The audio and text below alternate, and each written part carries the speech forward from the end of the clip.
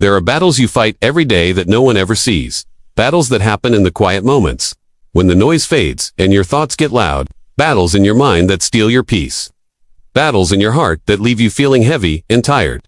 Battles in your home that make love feel strained and joy feel distant. And if that's you, right now, if you're barely holding it together, this prayer is for you. You've been strong for so long. Strong for your family. Strong for people who don't even notice how much you carry. But lately, the weight feels heavier.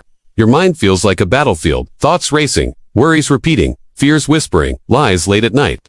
You pray, but the anxiety keeps coming back. You try to rest, but your heart won't slow down. Your home doesn't feel as peaceful as it once did. Tension lingers in the air. Misunderstandings turn into silence. Love feels harder than it should, and deep inside your heart, there's pain you don't know how to name. Old wounds, unanswered prayers, rejection that still stings. Loneliness that shows up even when people are around. You wonder, God, where are you in all of this? You believe, but you're tired. You trust, but you're hurting. And yet, you're still here, still listening, still reaching for God. That alone tells me, this battle is not the end of your story. The Bible reminds us in 2 Corinthians 4, though we live in the world, we do not wage war as the world does. The weapons we fight with are not the weapons of the world. On the contrary, they have divine power to demolish strongholds. This verse tells us something powerful. Your struggle is not just emotional, it is spiritual. And God has already provided weapons strong enough to win this war. Another promise comes from Isaiah 26:3. You will keep in perfect peace those whose minds are steadfast, because they trust in you. God doesn't promise a life without battles, but he promises peace in the middle of them. And right now, God is speaking to you through his word, saying, this fight is not yours alone. I am with you. The battle in your mind, the enemy's favorite place to attack, is your thoughts. Because if he can control your thinking, he can weaken your faith. He whispers lies like, you're failing. You'll never change. God is tired of you. But here is the truth. Not every thought you have comes from you. Some thoughts are spiritual attacks meant to distract you from God's peace. Think of a soldier in battle. He doesn't stop fighting just because the enemy fires shots. He stands his ground. When anxious thoughts rise, God invites you to stand firm, not in your strength, but in his. The transformation begins when you stop agreeing with the lie and start declaring God's truth. The battle in your home, spiritual warfare often targets homes first, because a divided home weakens faith. Small arguments become big wounds. Silence replaces communication. Love becomes survival.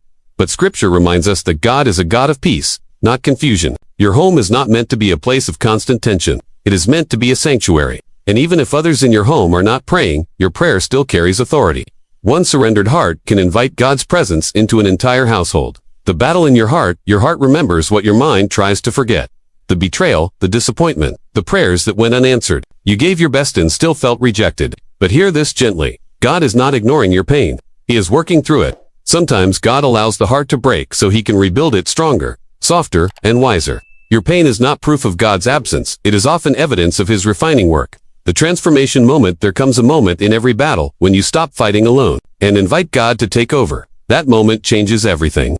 You may not see instant results, but peace begins to replace panic. Hope begins to rise again. And slowly, God restores what the battle tried to destroy. A reminder of God's purpose this season is not meant to break you. It is meant to shape you. What you survive today will become the testimony that strengthens someone else tomorrow. God is not done with you. He is preparing you. Pray honestly, not perfectly. God doesn't need fancy words. He needs your real heart. Tell him when you're tired. Tell him when you're angry. Tell him when you don't understand. The Bible says God is close to the brokenhearted, not the polished ones. Let go of what you were never meant to carry. Some burdens are too heavy because they were never yours to hold. Release the need to control outcomes. Release the pressure to fix everything.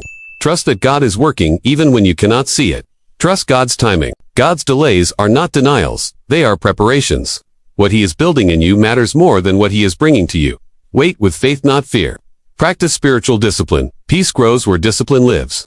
Spend quiet time with God even when you don't feel like it. Read scripture slowly. Worship softly. Fast when led. These are not rules, they are lifelines. Learn to hear God's voice. God often speaks in whispers, not noise. Slow down. Create space. Listen with expectation. His voice brings peace, not panic. Correction, not condemnation. Allow emotional healing. Healing is not weakness, it is obedience. Invite God into your memories, wounds, and fears. Let him touch places you've hidden. What you surrender, God restores. Listen closely, because this is for you. God sees you. God knows what you're facing. And God has not left you. This pain has purpose. This battle has meaning. This season will not last forever. Even now, God is fighting for you in ways you cannot yet see. You are not forgotten. You are not weak. You are not alone. Let us pray. Father God, I lift up every person listening right now. You see the battles in their mind, the tension in their home, and the pain in their heart. Lord, bring peace where there is chaos. Bring healing where there is hurt. Strengthen them where they feel weak. Silence every lie of the enemy. Fill their thoughts with truth. Restore joy. Restore hope. Restore faith. Speak to them gently, Lord. Guide them clearly. Cover them completely. We trust you. We surrender to you. And we thank you because this battle belongs to you. In Jesus' name, amen. If this prayer spoke to your heart, please like, share, and subscribe to Faith Revival Hub for more faith-filled messages to strengthen your walk with God. You are deeply loved, and God is still writing your story.